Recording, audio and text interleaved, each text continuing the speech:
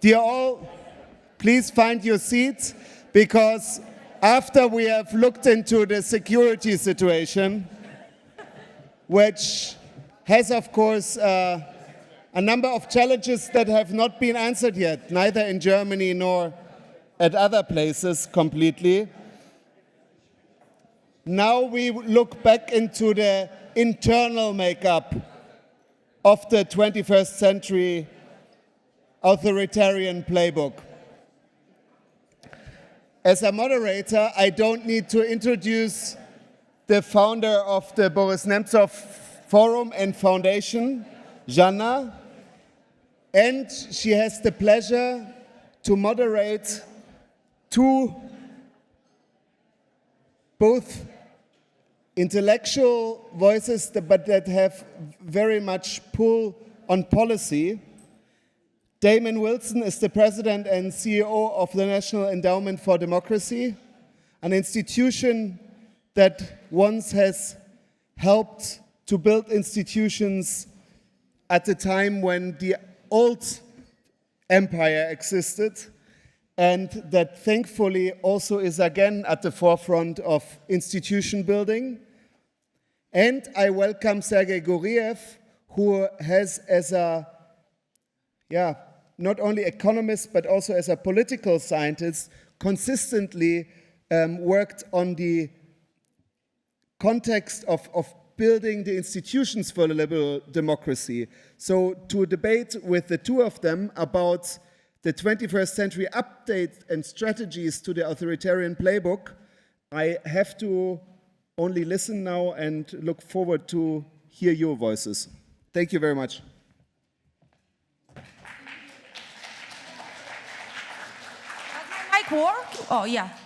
Hello, everyone. I'm happy to see you all today, and I'm honored to moderate this panel with Sergei Guriev and Damon Wilson, and I don't need to introduce you further after Julius has already done that. So this discussion is based on the book Spin Dictators that Sergei Guriev co-authored with Daniel Treisman. And we had the privilege to publish the Russian title of this book. So the Boris Nemtsov Foundation is by no means a publishing house. So far it has been the only book that we published. And we saw that people in Russia or Russian-speaking people are really interested in this topic, and that's why we decided to discuss it here further.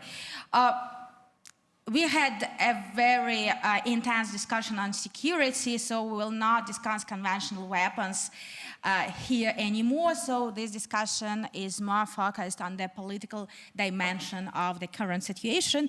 And I want to directly, by the way, guys, I want to remind you that, so I will ask a couple of questions, but and then I will give the floor to the audience, but also feel free to use our application. So you have this application and you can submit questions. You have to click this section, surveys, and you can submit the questions and I will read them if you find it more comfortable for you. So Sergei, my basic assumption is though Vladimir Putin might be a popular man, he's generally not likable. So, so one of the key problems is that Russian society is very passive. How would you explain to the Russian public that Putinism is bad and free government is good? And more ambitiously, how would you motivate them to act or to challenge Putinism? Thank you very much, Zhanna, and I would like indeed to start thanking the Boris Nemtsov Foundation for Freedom for being the publishing house, which you said you were not, but everything happens for the first time, and indeed it turns out that it turns out to be a profitable proposition for the foundation. It's a secret. It's a secret, but I saw the numbers, so Dan and I have contributed to the foundation, of which we are very happy, and we would like to thank the foundation for taking this initiative for publishing this book. Seriously, honestly, it turns out that half of the sales are outside of Russia and half of the sales are, this is electronic and audio version, are inside of Russia. So the people from inside of Russia are buying these electronic and audio books, which is part of the answer to your question. So we try to tell people that after you read this book, maybe you understand what needs to be done.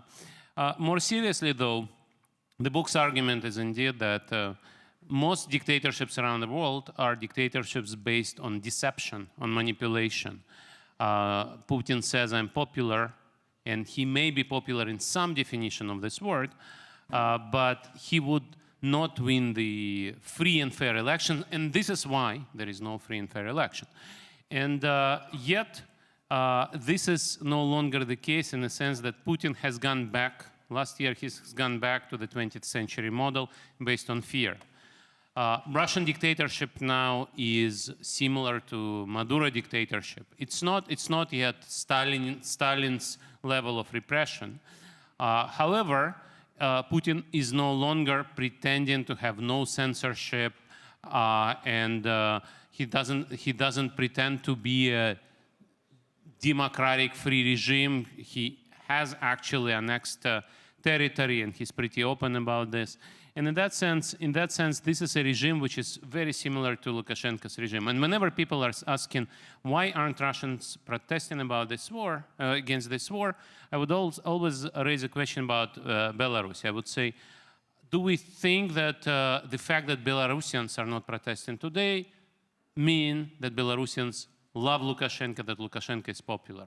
And the answer to this question is obvious to everybody. We know that Belarusian regime is not popular. We know that majority of Belarusians don't like Lukashenko. It's just the regime is so brutal today that people are afraid, and rightly so. Now, what can we do about this? We talk in the book about that a lot. We have a lot of people who've left Russia. We have a lot of people who don't like Putin who've stayed in Russia. And our job is to communicate to those people how bad, using your word, Putin is. Putin is not likable, I agree. I don't like Putin. He doesn't like me back. I don't know what his attitude is to you, but I've seen. He likes Damon. I think my educated guess would be he doesn't take me seriously. Okay. Putin is, as we know, doesn't believe in gender equality, for example. Right. But seriously, I think our book tells you how to fight spin dictators, dictators based on manipulation. How to fight a fear dictator armed with nuclear weapons, a repressive dictator who has a well-funded repressive apparatus, and on top of that has nuclear weapons, is actually a historical challenge. We've not done that before. We don't know how to do that. And I think my simple answer is the West should be much more serious about economic sanctions. Economic sanctions work, but we don't have enough economic sanctions, and we've not tightened the sanctions sufficiently. And when Michael Kaufman was talking about the long war, Putin is prepared to do the long war because he knows he still can sell a lot of oil, and he can still get a lot of money, and he can still circumvent sanctions and import microprocessors in other parts and produce those munitions, those rounds of artillery, use petrodollars to buy weapons from Iran and North Korea. As you can imagine, Iran and North Korea don't like to be paid in rubles or rupees. They want dollars, right? So sanctions matter in this dimension as well. And I think this is something which needs to be done. And the other thing, of course, Putin needs to be defeated in Ukraine. Again, the previous discussion is not necessarily very optimistic in that regard. But I think if you want to defeat Putin in Russia, if you want to communicate to Russians why Putin is bad, we also need to make sure that Ukraine wins. And that also means we need to give much more to Ukraine in terms of financial support and military support. And I think, unfortunately, these are the answers. If you asked me this question 5 years ago, I would say read what we are going to write in the book, and there is a whole chapter on this. But now the regime has changed. The regime has gone back to 20th century, and this is a very difficult challenge, which we don't describe in the book. I would like to pick on what you've just said about Western sanctions. And when we speak about authoritarian regimes, we mainly speak about what's happening in non-democracies. But we rarely speak about what's happening in democracies and what should be fixed. And as we know, existing sanctions are being bypassed. And there are few criminal investigations that were initiated in Europe in connection with this bypassing. Also, we know before the full-scale war, European countries granted citizenship to Russian oligarchs and people who are close to Putin, and there is a big international network of lobbyists and lawyers who are promoting the interests of those people who help Putin carry on with this war. So what should be done in the West to make sure that authoritarian regimes are not as strong as they are right now? Terrific. Thank you so much, Zhanna. First of all, before I answer that, let me just say it's such an honor to be here with you. Thank you for inviting me to the Nemtsov Forum, and it's a real honor to be up here with you, Sergei. This is a fantastic book on the dark arts of authoritarians today. And it's incredibly relevant to what we're doing at the Endowment. I'll come to that. But it's also a real honor for me to be here just with all of you, the community that's here. And I'm on stage with a bit of humility because I'm really here to meet, to listen, to learn from Russians that believe, and not just believe, that are acting to support a free Russia.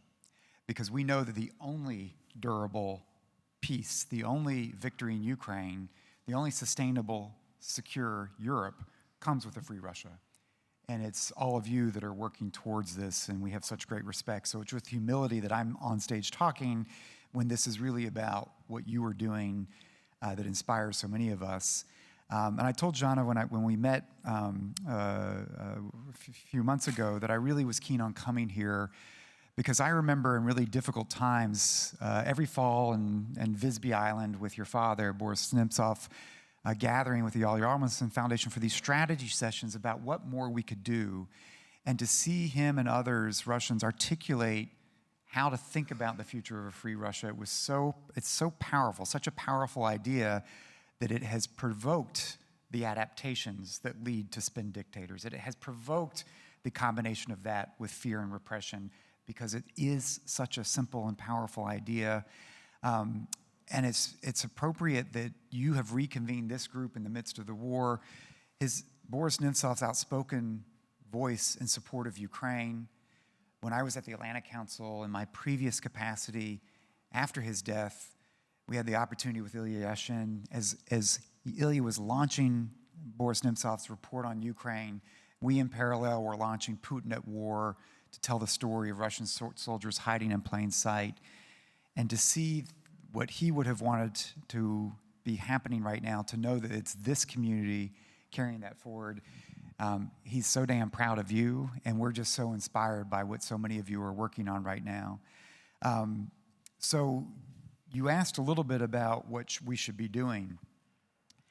And as Sergei said, everything begins with victory in Ukraine, and a durable peace and a secure Europe comes with a free Russia, only with a free Russia ultimately.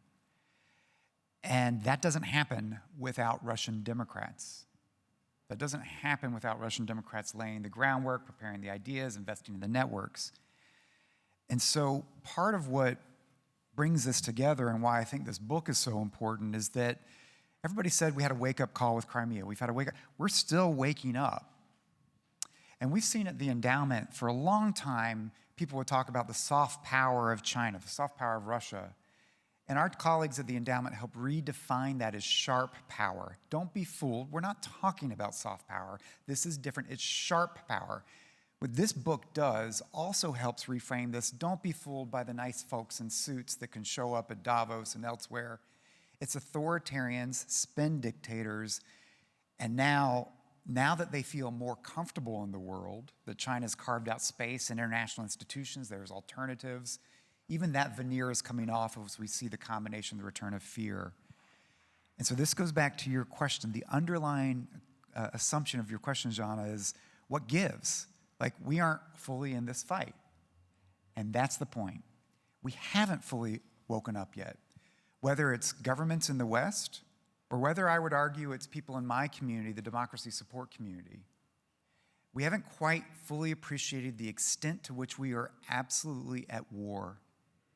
And we are not on a war footing. It's not just that Ukraine's at war, it's not just that you're at war. They're coming for us, for the system. It's an intentional effort to make the world safe for autocracy, to denude international norms and institutions, to co-opt the concept of democracy itself. And we sit back and let this churn, eat, and let them use our own systems, our financial networks, our media networks, our technology, to eat us alive. We have not fully woken up. And so whether it is sanctions or the whole scope of things, to understand that ambivalence, you don't win when you're in a war and you're ambivalent. When you're in a battle, you have to be all in. Vladimir Putin's all in. Our Ukrainian friends are all in. Russian Democrats, you are all in. You've put everything on the line. It's hard to say that about democracies and Democrats around the world. We need to be all in. And for governments in the West, it means we've only begun to think about the economic challenge to squeeze the authoritarians that are using this financing to fuel war. And to think about the debate in my own country, where we're spending less than 6% of our defense budget so that Ukrainians can destroy the Russian military. That is the most effective use of defense dollars that I can think about in the history of the United States. And we're not even sure about that. If I think about what we do, democracy support is such a modest investment coming from democracies around the world. In some respects, if you look at it fiscally, it can be thought of as an afterthought for an EU budget or an American budget. And yet the idea of Russians helping to forge a different Russia is so powerful. The transformation, understanding that it is your country, your struggle, your fight, the success of Belarusians, the success of Russians, much less Venezuelans, Iranians, Chinese. This is actually the most cost-effective national security strategy for democracies, is simply to stand by your side, to give you oxygen, and say, we got your back. And so that's where I'm concerned about us doing a lot. A lot of capitals. Berlin's been amazing with welcoming many of you. Brussels has been incredible with its support to Ukraine, embracing the idea of Ukraine in Europe. Washington's been pretty extraordinary with extent of military extent. But we've done it as if it's still their fight and we want to help them, rather than understanding that democracies are under challenge, we're at war, and that we need to be all in. And finally, for my community, this is why this book is so wonderful for me, not just at NED, but those that I work with. I talk to many of our counterparts and governments, whether they're governments or private philanthropists, and the way we go about our business, oftentimes as if as if we're in the middle of a third democratic wave and we're living life nicely in a benign environment and we're operating within the boundaries of a European Union or the United States. And it's la-la land. Like the idea when a Russian invasion of Ukraine happens and you see Ukrainians spending 6 months renegotiating the terms of an arrangement in which they can use their funding. What? This is not serious. When we have arrangements in place that are so, the whole idea about what we do is simply to be quiet and let you do what you do. It's about your struggle, your agency. And when too many in the democracy support community, when you have to become too responsive to a donor, philanthropies, like what? That's undermining the whole concept of your agency in defining the struggle and fight. And I just think there's a way for both democracies around the world and those that support Democrats around the world to realize we're in a fight, we've got a knife against our neck, and we better understand how to be not ambivalent, but to be all in so that we can be quick, nimble, responsive, supportive, and understand the stakes that are unfolding. I would like just to refer to our very first panel. So Sergei actually flew in only today, and our first panel had the same title as the forum, The Future of Eastern Europe Without Empire, and Dr. Valeria Korobleva said a lot of interesting things, but one thing that struck me was that probably we believe in progress too much, and this is very misleading. It might get worse, and we think that, yes, we have some problems now. Right now we have more authoritarian regimes in the world than liberal democracies, but we will soon get back on track. And I think I'm not sure that I got it right from your book, which I read, that you also share this optimism and you also believe in progress and you define it as the modernization cocktail. So don't you think that this is something that can that can be a misleading approach? Thank you, Zhanna. And I would like actually to first to respond to your question about the network of lawyers and lobbyists and so on. We talk about this in the book, and this is one of the dark arts of the dictators who use people in the West, who protect them from sanctions, who protect their money, and undermine Western democratic institutions, exactly as Damon has said. And I think this is very important to fight this with legal tools, with reputational tools, because these are very dangerous players. The other thing I would mention to support what NED and other democracy promotion institutions are doing, this is also very important. We are saying there are civil society organizations in those countries, including in Russia, including today, who still work. There are brave people, there are smart people who must be supported, and we talk about that in the book. We think that we don't advocate against closing down the Iron Curtain. We strongly support the work NED, EED, and other organizations are doing, supporting the human rights activists, civil society, journalists, experts. So coming back to your question, Zhanna, Damon mentioned third wave of democratization. Democratizations come, indeed, they come in waves. And as our friend Andris Kubilius says always, he says, I've read this book, it says first wave, second wave, third wave, so there'll be a fourth wave. Andris is a former prime minister, twice former prime minister of Lithuania, but he's also a physicist, and so he believes in wave physics.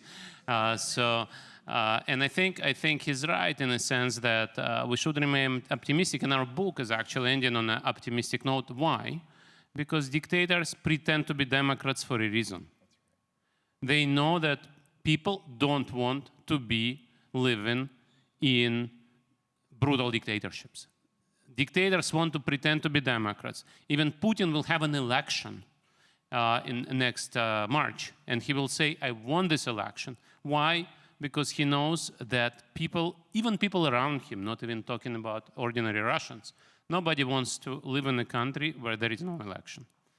Putin still says we have media, well, all independent media are closed. But again, this is the message that we get from dictatorships around the world, that they know they need to pretend. That's different from the 20th century. I see a lot of young people in the room. People say, well, it's worse than Soviet Union. This is also an ideological regime. I've been there. I've never been a Communist Party member, but I've been a member of Pioneer Organization and Komsomol. That was different. These countries were proud of what they were doing. They were proud of not having opposition parties. They were proud of having open censorship. This is not the case about most of the dictatorships around the world today. Why?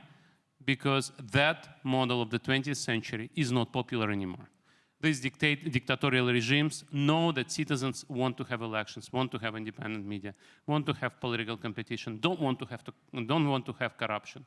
And in that sense, I think we should remain optimistic. But as it comes in waves, we should accept defeats sometimes. Sometimes we should understand that Damon was praising what we do, but honestly, so far we've not done well. Free Russia will emerge, but so far it's not there. I fully agree that these are only Russians who can assure that whatever country is east of Ukraine and east of Europe, if this country is to be democratic, this will not be Martians or Americans or Ukrainians who will build democracy in that place. That will be Russians. And so in that sense, I share what Damon has said. But on the other hand, at this moment, as a scholar, I can tell you we have not done well so far. I just want to continue my thought on, no, it's not my thought, but this belief in progress. We haven't yet discussed at this forum the role of China, and I know that you work a lot on China. The problem is that I think it has already taken over the US in terms of GDP, or will take shortly. So it's a big, densely populated country, economically powerful, that projects its economic power across the globe. Still, it's not a democratic country. And finally, China plays a crucial role in world trade. So what do you think in terms of the future of democracies in the context of a new rising non-democratic power, which is China? So part of why this is so challenging right now is the successful rise of China in terms of bringing wealth to people without openness and freedom, combined with the wobbliness and the reaction, the backlash that many have suffered in the advanced democracies as a result of globalization and the wobbliness we see. This environment has created the opportunities for unsuccessful folks like Vladimir Putin to use this window. But despite the challenge from China, and I'll come to that, Zhanna, Sergei's point is one that I think is so fundamental. We have won the existential argument that legitimacy is based in your people. And so all of the contortions that we see, I mean, while there was a summit for democracy going all around with democracies, Beijing was hosting their own summit for democracy with political parties from around the world. You see this sense of the kabuki dance that folks will go through, whether it's elections, political parties, all of this. It seeds the concept that legitimacy is based in your people. And even further than that, that it's really helpful to reinforce that legitimacy through periodic tests of elections. And so we've now seen the co-optation of that, so it's being used against us, but that is actually an ultimate strength that we have, and that the core idea of legitimacy from our people is reigning supreme.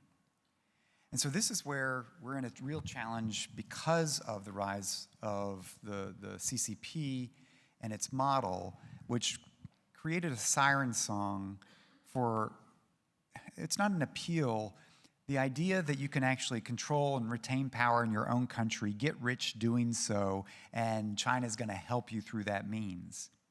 And so that has really fueled not just the investment dollars through Belt and Road, it's really brought people into the club of Autocracy, Inc. that Ann Applebaum has written about, that this is a network that can actually help to keep capture elites, use corruption, keep your power, and fend off the pesky international order, fend off the Americans, the Europeans, and most importantly, fend off your own people.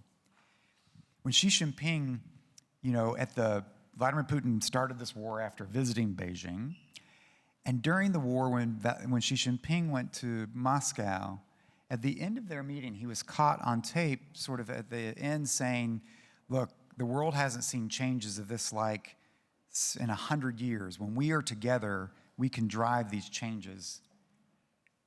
And it was sort of a spooky moment. Vladimir Putin said, I agree. And it really sort of captured the concept of the level of ambition that we haven't fully appreciated of what's unfolding globally. Now, we're waking up to it, particularly waking up to this in the United States on the impact of the Chinese Communist Party's reach. And ironically, at a time when Xi Jinping is now the most powerful leader of China since Mao, has consolidated his power, pretty much broke the golden rule, which is also always the Achilles of any dictatorship. What's succession? Xi Jinping has basically broke the process of succession in China, created a very dangerous environment for himself, which has led to consolidation of personalized power where he's increasingly responsible, isolated himself so like Vladimir Putin could take disastrously bad decisions. And in the midst of his power grab, what happens? A fire breaks out in Urumqi. Then you see Uyghurs that are dying from a zero-COVID lockdown. You see Han Chinese borrowing the tactics of Hong Kongers and protesting across the country. You saw Peng Lifa lay out, which we just noted, a year anniversary. We want freedom, not control, over the Xinjiang Bridge.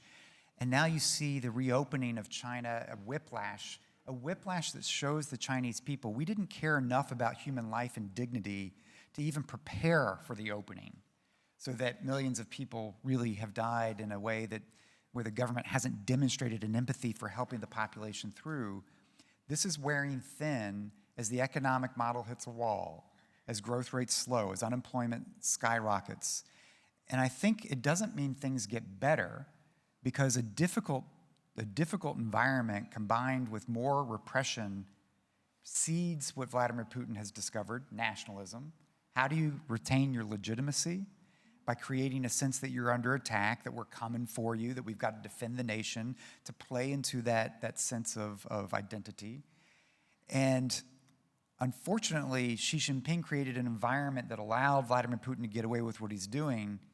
But is Xi Jinping going to learn bad mistakes from Vladimir Putin?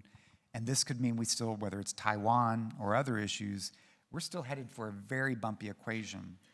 But it does come back to understanding that what helped the model win in the third democratic wave, the fall of the Iron Curtain, the Berlin Wall, it wasn't just democracy and that human spirit to control your own future. It was democratic capitalism in which you could also make some money for your family and it would be protected. Keep it your own.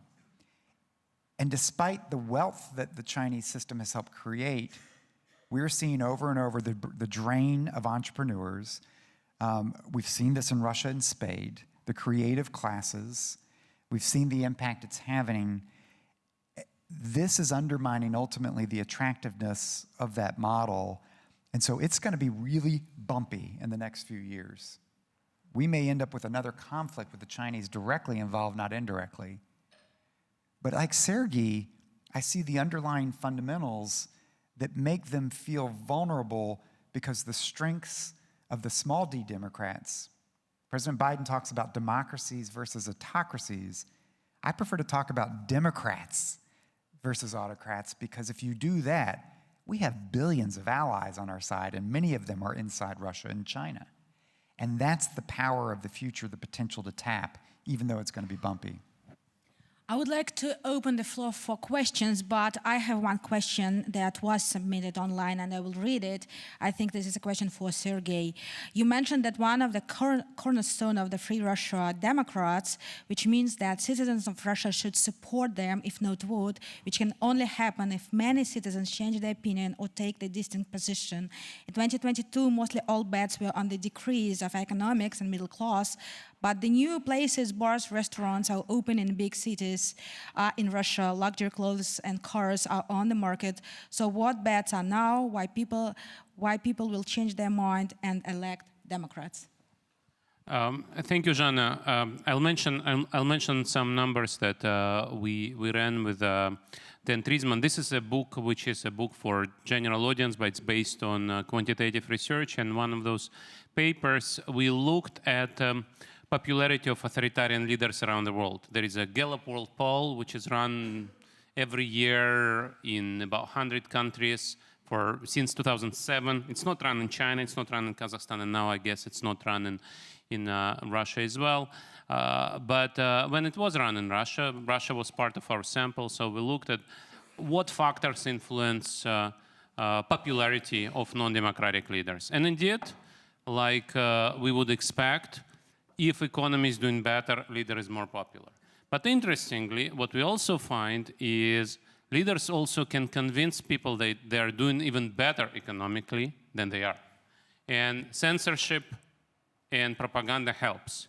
And one of the things we see is if you remove internet censorship and traditional censorship, Putin's approval ranking, which was at that point 70, would go down to 35. So it's already a big, big difference. And this is not something that should surprise us. You remember the last Levada polls before the full-scale invasion run in the fall of 2021 would give about 30% of Russians who would vote for Putin if election happens next Sunday. About 30% also said that they would vote for United Russia. United Russia got 50%, and then got 50% of the vote and 70% of the seats. That's how we get from 30 to 70, right? You steal elections and you change constitutional system to make sure that you get more seats than votes. But in any event, I don't think that Putin and United Russia are very popular. But on top of that, I think that censorship and propaganda are very, very important. And I think whatever happens, democratic Russia will not emerge unless we free up media space, unless we actually invest in both free debate, but also a better school education. This is not surprising that Putin is now working so much on history education in schools. I think part of your forum is about saying no to empire. Part of imperialism that is quite common in Russia, I would not deny that, is coming from the fact that people would read a history textbook and then never read any social science textbook ever again. And I studied in Soviet school, so I can tell you read Soviet school's history textbook, you know that Russia is always surrounded by enemies who try to chip in into Russian territory. And that's why Russia, to defend itself, always needs to grab more and more land. And this is something which is very much incorporated in the way of thinking. And that needs to be fought. And this, I think, was one big mistake that we've not done in the last 30 years. And it's going to be even harder now because Putin will work full-time until he's gone. He will work full-time on brainwashing younger people. And I think this is a very, very big challenge. But once again, the fact that shops are full convince some people. But overall, Russians, if you look at purchasing power of Russian households, is not higher than before the war. And the fact that Russians are not criticizing Putin is not because they're happy, but because this is not a democracy. When Damon was talking about wobbliness of democratic regimes, democratic leaders have made a lot of mistakes. And a lot of mistakes resulted in the rise of populism and losing popularity of democratic model around the world. But there is not a bug, it's a feature that public opinion of democratic leaders is always much more negative than public opinion of non-democratic leaders. Do we hear a lot of criticism of Chinese government? More now, as Damon said, but much less so than criticism of President Biden from Republican Party and from Democratic Party. And that's normal, and that's how it should be. So whenever people living in Russia are telling you, well, life is going on, things are okay, that doesn't mean that they really think it, because it's just a very different environment. I have a couple of questions online, but I would like to take the questions from the audience. Valeria, on the back, on the back, on the back. Ira, on the back.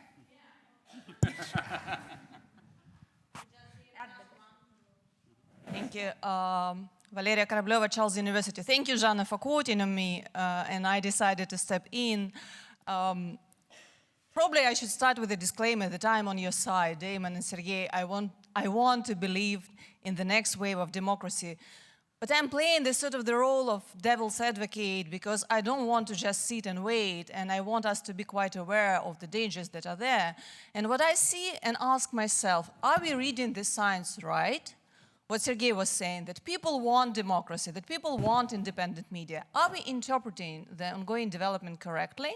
What I'm seeing is what is happening in the so-called non-West, or whatever would be a proper notion, is that they are taking away the right of Western societies to define what democracy itself is.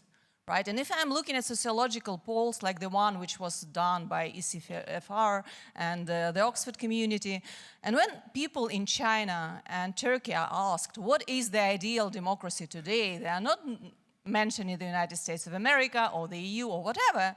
60 to 70% they say our country, right? So they are redefining the model of democracy itself, and that is quite dangerous. So I agree with Damon. Like leaders want to derive legitimacy from people, but elections could be just an act of affirmation. And in the Soviet Union, we had elections as well, right? So, and I'm afraid that this very specific model of quote-unquote democracy is getting also popular in the Western world. And we have this rise of populism, and we have a lot of coming elections, and we have many of them suggesting this very specific vision of democracy. So what do you think about that? Thank you. I think we'll take 2 questions more. Guys, you were very active. Let's give the floor to Anton. You can. Yeah. Thank you. So, first of all, thank you very much for taking my question. And I'm Luba from Feminist Anti-War Resistance.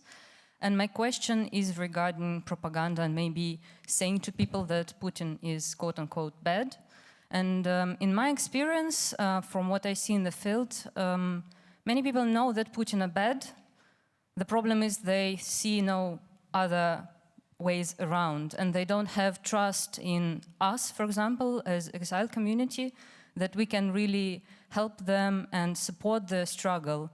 And so, for example, I'm an economist, and you can also see from the way how much money was withdrawn at every mobilization. I think that people are not voting for this war with their money. But I also see that as a feminist anti-war resistance activist working with mobilized people, I see that people do not even ask for help, even if they are offered resources, but because they do not trust sometimes people and they do not have any kind of hope.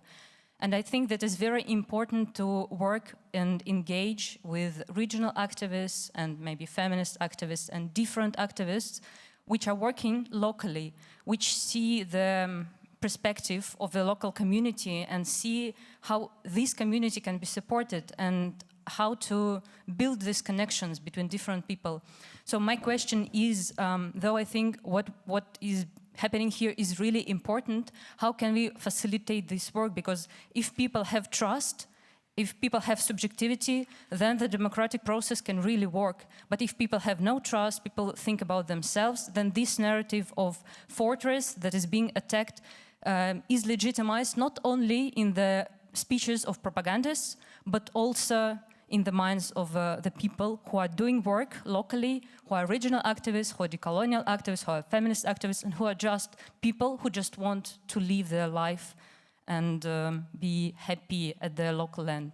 And I think that for example, here we are talking English, and English is not, this is also a resource that is not available to everyone. So these voices cannot even be heard, firstly because they're not here, secondly because they do not communicate this language. So what can be done in this, from my perspective, very important regard. Thank you so much. Thank you. I would like to take the question of Anton.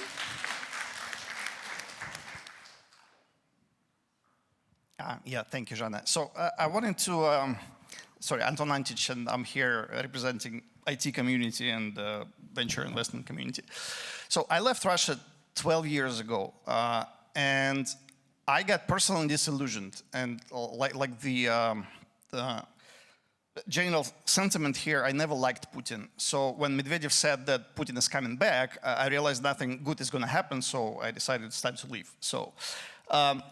Then after the Crimea debacle, when I saw people who were actually anti-Putin, but they were still shouting Krym nash, I got disillusioned even more. And so I'm sort of wondering, what can we do? Or what is the way to break this vicious circle where now we are in Russia with this dictatorship, we want to come to democracy, but to come to democracy, as Sergei mentioned absolutely rightfully, we need to educate people. Because I'm also thinking on my own example. I was blessed when I was 16 years old, which was like 30 years ago. to go to one of the top US schools as an exchange student, Phillips Academy, and I got indoctrinated, and I truly believe, maybe naively, that institutions are important, and independent branches of government are important. But when you talk about these things to Russians in general, you get a blank stare. People don't get it, and I mean, it's not exciting, it's boring stuff, but that's the stuff on which democracy is based. So the question is, how do we close this gap? How do we actually change the attitude in people's minds so that they become more active and they start believing in true democracy and what needs to be to build it? Thank you.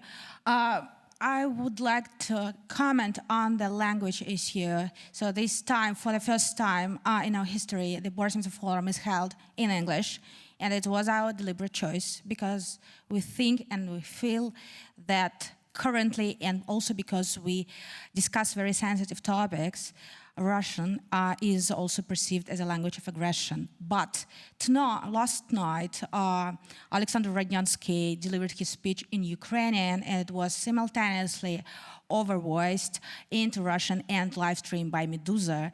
And I think that was something that was very important for many people inside the country to listen. Sergei? Thanks, Zhanna. I'll give my answers to some of those questions, and Damon will choose which ones he wants to answer. Let me comment on the Russian language first, because I think it's a very important issue for me. When the full-scale aggression started, Mikhail Baryshnikov, Boris and myself, we set up a foundation called True Russia to help Ukrainian refugees. We think that we should not give up Russian language and Russia, the word Russia, to Putin. Russia today is an aggressor, but it's not true that Putin represents Russia. It's not one man's war.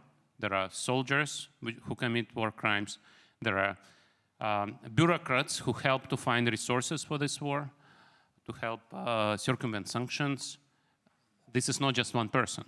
But as Luba has said correctly, we don't see lines of volunteers who want to fight this war for free. We don't see demonstrations who protected Putin from Prigozhin, for example, right? This is not something that is super popular in Russia. So in that sense, I think I'm comfortable speaking English, and I think yet Russian is a language we should defend from Putin. And once again, I'm very thankful to Zhanna, who published my book in Russian. So, and for me, it's actually, I fully agree. It's very important that people who prefer reading in Russian can read this book. Now, on the other hand, on the language issue, I can tell you I live in France, where not everybody speaks English. But people use modern artificial intelligence tools. So it's much easier than 10 years ago and 20 years ago to read and write in foreign languages. So the world is moving in the right direction. On Valeria's question, this is a very important point. The polls in Turkey and China are not necessarily informative. As I said, Gallup, for example, doesn't believe it should work in China. It can work in China. In Turkey, the issue of media access is important, and I mentioned our paper with Dan Treisman on popularity authoritarian leaders. Russia is way ahead of Turkey, even before 2022, in blocking websites, censoring internet, and so on, but Turkey is number 2. Now, China is not ranked in this list because China is in a different universe. It doesn't need to block website, right? It blocks the whole internet. But Turkey is an important censoring country, and so people are misinformed. And this is not surprising that the polls in Turkey are also biased. Now, let's talk about some other countries. We'll have an election in Poland tomorrow. We'll have first round of elections in Argentina in a week. We had a very close election in Brazil a year ago, where the leader who was voted out was actually willing to become Brazilian Trump or Brazilian Erdogan, right? And he was voted out narrowly. And I fully agree there are many leaders who say we have our own model of democracy. And in the book we talk about these people. These are people who want to turn democratic countries into spin dictatorships. Some of them succeed, like Orban. Some of them fail, like Berlusconi or Trump, so far. And I think this is the battle we should fight, and this is my answer to Anton's question. Institutions matter, but institutions cannot defend themselves if we don't defend them. In my business, there is a very famous economist, Daron Acemoglu, who together with James Robinson wrote 2 books. The first book is called Why Nations Fail, which says institutions are important. The second book is called Narrow Corridor, which says civil society is important because civil society can protect institutions. And I think this is the point that Damon has made in his introductory remarks. People like people in the room are people who can protect institutions. Now, do Russians know that institutions are good? Well, let's ask Russian oligarchs, mentioned by Zhanna, where they should store their wealth, especially before sanctions. The answer is in London, because that's where it's safer. And this is true, as Damon has said, for many autocratic regimes. People believe in rule of law because they know that this is something that protects them. And in that sense, yes, there are people who are brainwashed by propaganda, who are told that the West is as corrupt as Russia is. But people who actually say that from TV studios, they know where to store their money, to be protected from corrupt bureaucrats and corrupt politicians. And in that sense, yes, propaganda matters, yes, censorship matters, but once it's removed, I think it will be reasonably easy to convince people. And education matters as well. One of the puzzles we talk about in the book with Dan Trisman is Russia is a very educated country. And it should be much more democratic, much better informed about the issues we discussed. And I think our explanation is Russia is very educated in natural sciences, but not that educated in social sciences. I mentioned history, but I would also say that people should get better training in political science, sociology, economics, and law. And unfortunately, this is another failure that we have not overcome in the last 30 years. We've not put together the social science education system in Russia. And on the absence of alternative, I fully agree. One of the pillars of democratic movement should be to produce an attractive image of post-Putin Russia. And I personally have worked on this. There are other people who are working on this. But again, the question is whether we are able to communicate that to Russians within Russia. It's not going to be easy. These were Valeria, Luba, Anton. These were really important issues. And let me take a couple of pieces here. And Luba, I thought your observations were the most important for what we're talking about here, and beginning with the language issue. One of the things that happened in Berlin and Brussels, and certainly in Washington, is with Putin's invasion of Ukraine, to lump all Russians together and to almost silence you, or to make you so ashamed that you keep your head down and your voice down. That is really devastating, whether it's for your own objectives of what you believe in the future, or even from an American or European policy-making perspective. So part of the value of what many of you have been doing is starting to raise your voice to help people see, feel, understand. Don't cede Russian or Russia to Vladimir Putin. To be seen with a voice, doing extraordinary work, how you're supporting Ukrainians, how you're working for a different future, so that people, and particularly policymakers in Berlin, Brussels, Washington, London, and elsewhere, don't become so cynical that we're actually afraid for Ukraine to win because, oh my God, there's stability in the Kremlin. What if Prigozhin were running Russia? You need to be visible to help the rest of the world understand, of course there is a difference. Of course there's an alternative. And I think that's powerful. But Luba, you're right. While you need to speak up occasionally in German and French and English, your primary audience, it's Russian. Because the people who create a free Russia are not Martians, Americans, or Germans. They're Russians. And this is where you've asked about the challenge of this. And Louis, you hit at something that's so important.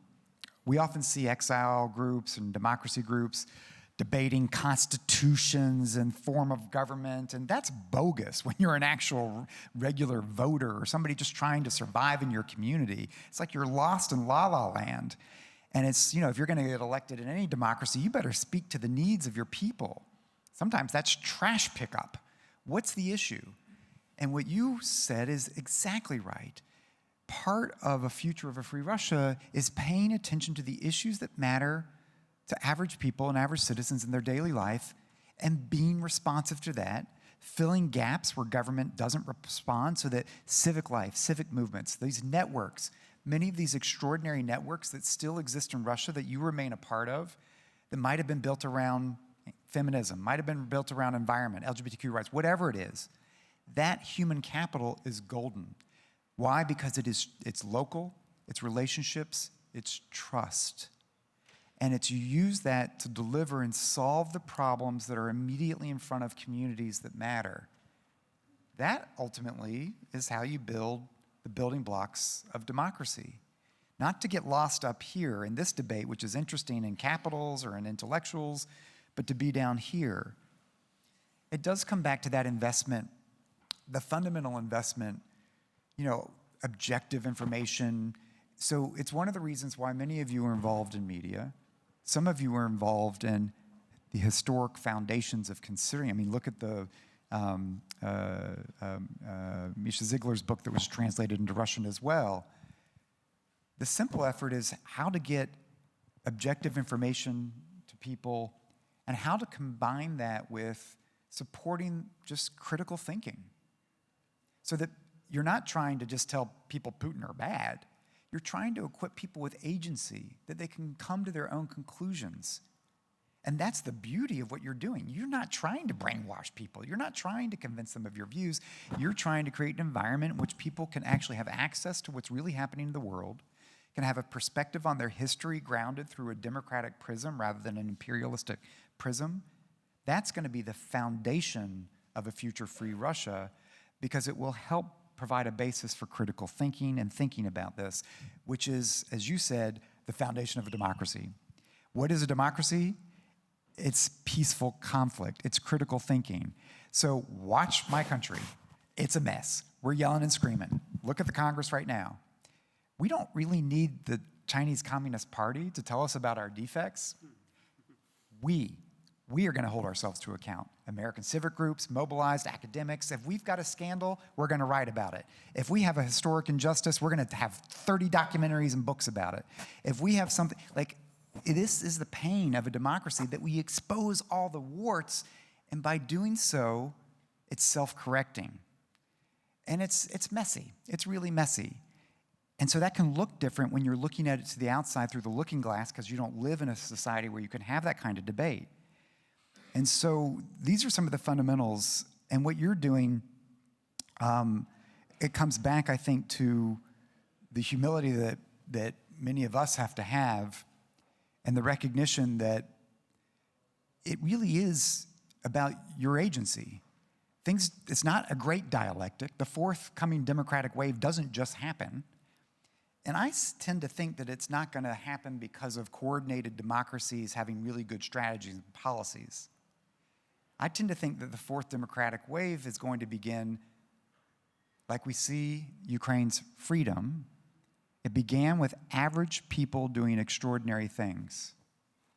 And so if you undercut your own agency, and of course you're going to have self-doubt, of course you're going to have self-criticism, but if you underestimate your own agency, Vladimir Putin wins. It's inertia. Average people, ordinary people doing extraordinary things will rewrite this pathway. And so it's not grand strategy, it's not policies made in Washington, it's ability to say, what are you doing? What are your ideas? Can we help you a little bit? That's gonna help change the trajectory. And so it's tough, it's really tough right now. But the adversaries, the spin dictators, they want to undermine. They're not really gunning for, they gun for us a lot, of course, but they're actually gunning for you to make you passive. And so I think you're right to stay focused on who really matters in the equation. What are the communities? What are the people? And it's not abstract to you. It's people you know and their needs, and how do you help solve them? And you're going to be able to do that better over the long term. So we're running out of time, but I still want to read two questions, very concrete questions for Sergei, and I would like to ask you to be short.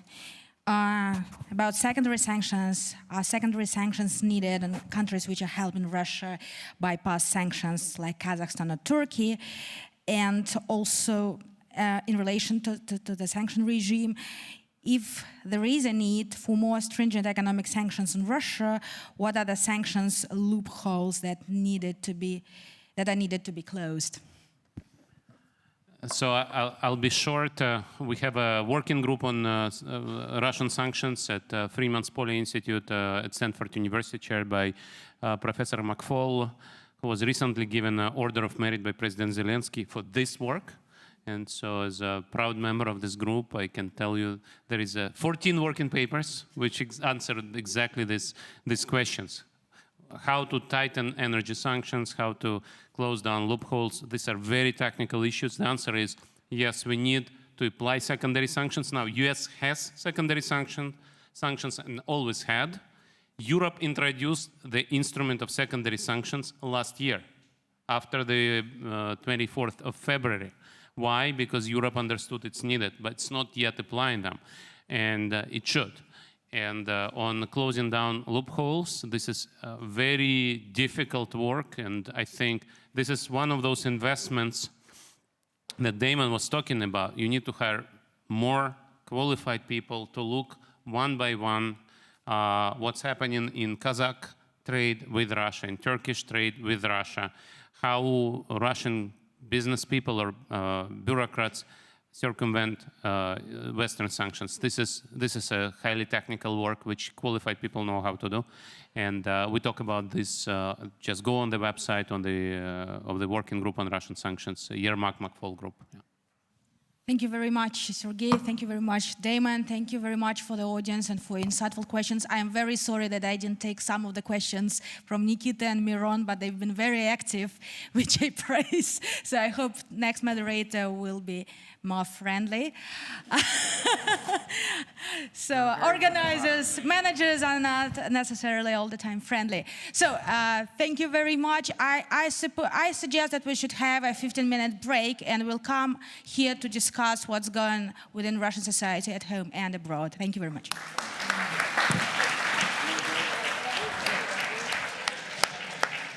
And we have coffee break now, and we start sharp at 5 o'clock.